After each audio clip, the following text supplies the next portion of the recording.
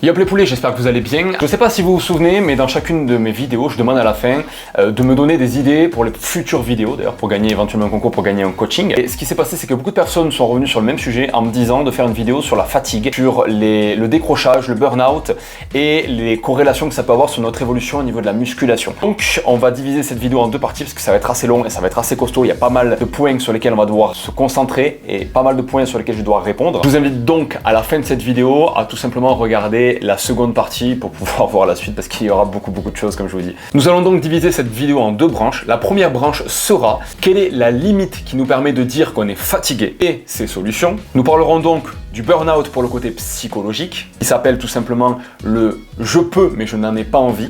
Puis nous développerons la seconde branche qui sera sur le manque de sommeil et le surentraînement.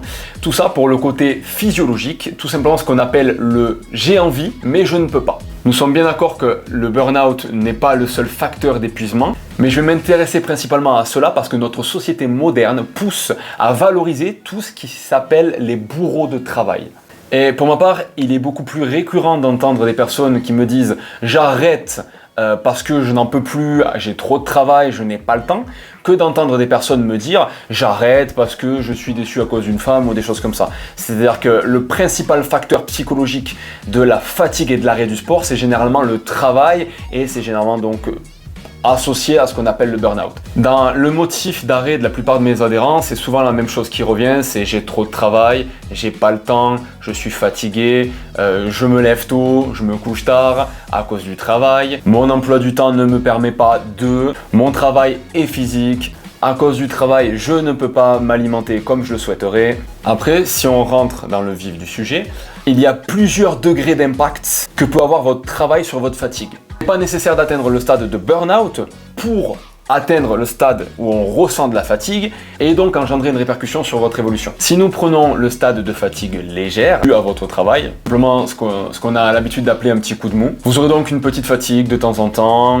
Cette fatigue pourrait être comblée via une petite sieste tout simplement ou éventuellement la prise d'un pré-workout qui va augmenter votre production d'adrénaline et qui va vous donner un coup de boost sur un laps de temps qui sera défini. Petit aparté sur le pré-workout, je tiens bien à vous appuyer le point que les pré-workouts ne doivent pas être pris en grosse quantité, en grosse proportion et de manière trop fréquente.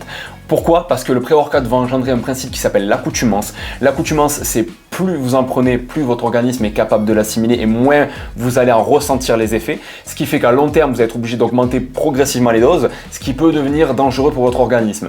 Vous allez encore plus vous épuiser, rentrer dans un cercle vicieux, c'est-à-dire que vous allez vider totalement vos réserves énergétiques, vous allez vider vos réserves de glycogène, vous allez bloquer les récepteurs qui permettent d'assimiler l'adénosine, qui permet justement de ressentir de la fatigue. Et donc, cette adénosine va se cumuler et au moment où la caféine va descendre au niveau de son effet, vous allez tout simplement avoir une grosse assimilation sur un court laps de temps de cette adénosine et vous allez avoir donc un gros coup de fatigue d'un seul coup. Pas rare dans le monde de la musculation de voir des personnes se mettre une dose de pré-workout et les copains l'encourager, allez vas-y prends-en un peu plus, et une deuxième dose de pré-workout, une troisième dose et certains montent jusqu'à 4-5 doses et vont jusqu'à l'extrême au niveau des dosages en caféine. Pour savoir, la caféine est réglementée par l'arrêté du 26 septembre 2016, en tout cas pour ce qui est en France, à 200 mg de caféine par dose. C'est-à-dire que normalement, vous n'êtes pas censé dépasser 200 mg de caféine parce que ça devient dangereux pour la santé. Pour savoir, le dosage européen, c'est 300 mg, mais les Américains vont jusqu'à 500 mg, voire même 600 mg parce qu'ils n'ont absolument rien à foutre de leur santé. Donc, au niveau de la caféine, faites très attention parce qu'arrivé à un certain stade, vous allez dépasser x2, x3, x4 la dose maximale recommandée et vous allez en avoir les répercussions, avoir de la tachycardie, avoir des palpitations au cœur. Moi-même, ça m'est déjà arrivé d'avoir des palpitations au cœur à cause du surplus de caféine et je vous garantis que c'est pas agréable, voire avoir des séquelles à long terme.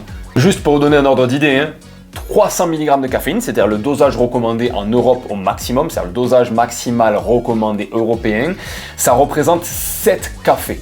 C'est comme si vous preniez 7 tasses de café et que vous les buviez cul sec. Hop, hop, et de 1, et de 2, et de 3, et de 4, et de 5, et de 6, et de 7. Rien que pour vous le dire, c'est long. Donc imaginez la quantité de caféine que ça représente et ce que ça représente pour votre organisme. Bref, passons. Désormais, nous allons passer dans un stade beaucoup plus avancé au niveau de la fatigue, atteignant donc ce fameux stade appelé le burn-out.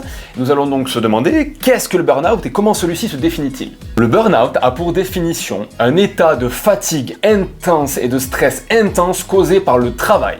Le burn-out étant donc engendré par un stress intense et prolongé sur le travail, on va donc s'interroger sur comment ce stress peut nous faire arriver à cet état, ce fameux état de burn-out, qui, rappelons-le, aura pour conséquence d'engendrer l'arrêt du sport et d'une nutrition correcte. Une personne qui est en burn-out ne va pas aller s'entraîner en étant au meilleur de sa forme et ne va pas s'alimenter en mode « Oh génial, je vais me faire ma diète aujourd'hui ». Une personne en burn-out abandonne tout projet. L'état de stress, qui est donc le responsable de ce burn-out, se décompose en 3 parties.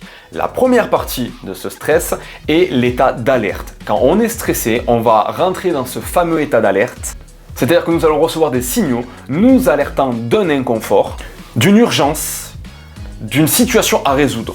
La seconde phase sera la phase de lutte. Autrement dit, ce qu'on appelle également la phase de résistance. C'est-à-dire que nous allons concentrer toute notre énergie sur la problématique afin de la résoudre. Et malheureusement, la troisième phase, c'est la phase d'épuisement. Quand on est passé par la phase 1 d'alerte, la phase 2 de résistance et nous arrivons à la phase 3 d'épuisement, c'est quand nous avons mis en œuvre toute notre énergie afin de résoudre une situation et que malgré toute l'énergie que nous y avons consacrée, cette situation perdure. Lorsqu'on atteint malheureusement ce stade, plus rien n'a de sens dans notre vie, on broie du noir, plus rien ne nous motive. On se concentre uniquement sur nos soucis, nous ne voyons rien d'autre que nos soucis. C'est-à-dire qu'on n'arrive pas à ce stade de lâcher prise. Le lâcher prise, c'est ce qui nous permet tout simplement de pouvoir respirer, vivre, se relaxer, continuer notre vie sans forcément se concentrer sur un petit détail. Et là, ce stade-là, on ne l'atteint plus, on n'arrive plus à le retrouver. Et on finit donc par déprimer. La solution dans ce type de cas, ce n'est pas une dose de pré-workout. La seule chose que vous allez faire, c'est accentuer votre fatigue et fatiguer en plus de ça votre système nerveux qui est déjà au bout de sa life. Donc, non, le pré-workout n'est pas la solution. La solution viendra de 2 choses. Une solution comportementale et une solution nutritionnelle. C'est-à-dire qu'il y a la partie nutrition qui va vous aider et la partie comportement, votre manière d'appréhender les choses, qui va être un second facteur essentiel. Pour la partie comportementale, cela sera mieux expliqué par une psychologue que par moi-même. Je suis coach sportif et nutritionniste, je ne suis pas psychologue, mais en général, on recommande d'essayer d'atteindre ce stade de lâcher prise. Lâcher prise, c'est tout un travail à faire sur soi-même, ça ne se fait pas comme ça. Pour ma part, j'aurais peut-être tendance à vous conseiller des livres sur le développement personnel. Il n'y aura rien de miraculeux comme ça, en claquant des doigts, en mode allez hop, il m'a dit qu'il faut que je lâche prise, c'est bon, ça y est, j'y arrive. C'est un peu plus complexe que ça. Moi, pour ma part, je m'intéressais plus pour la partie nutrition qui fait partie de mon job. C'est pour ça que ce que je souhaite vous dire, c'est que quand vous avez besoin d'aide, il ne faut pas avoir peur d'en demander. N'ayez pas honte. Tout le monde a des périodes de merde, tout le monde se sent mal à un moment donné dans sa vie, tout le monde a des périodes compliquées. Il ne faut pas avoir peur d'en parler, il ne faut pas avoir peur d'aller voir un professionnel, il n'est pas là pour vous juger, il est là tout simplement pour vous aider. Si vous faites des crises d'anxiété, faites des exercices de relaxation, faites des micro-siestes, faites quelque chose qui vous détend, que vous aimez, un sport, une activité, faites l'amour, je sais pas la guerre.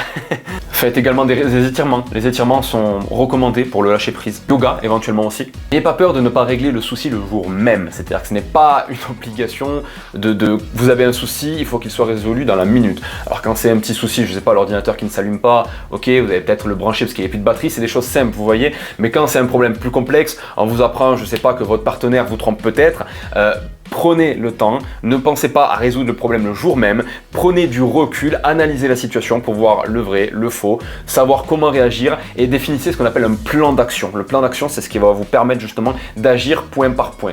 Dites-vous en premier temps, j'analyse. Deuxième temps, si mes doutes se confirment, bam, je fais ça. Si ça ne se confirme pas, je vais essayer de chercher un petit peu plus. Trouvez un plan d'action. Au passage, pour le point de vue comportemental, n'oubliez pas que le sport vous permet de sécréter des endorphines qui sont les hormones du bonheur et qui vous permettent tout simplement de vous sentir mieux.